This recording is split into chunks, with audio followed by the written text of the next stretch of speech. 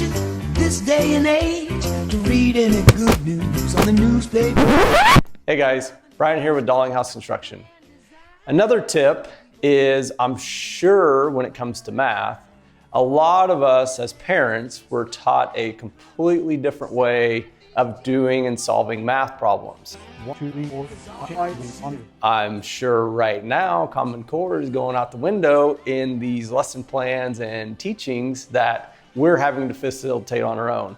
I know for me personally with my kids is whenever they bring me a math problem, I show them how I was taught and get reprimanded about how I'm doing it wrong.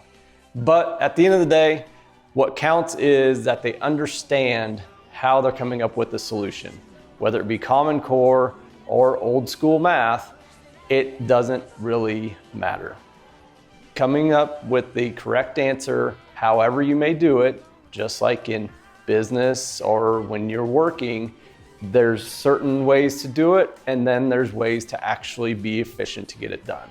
So find that way to be able to be efficient to get to the correct answer, and that's going to be your best solution for teaching math and that transition period. And that's your educational tip of the day.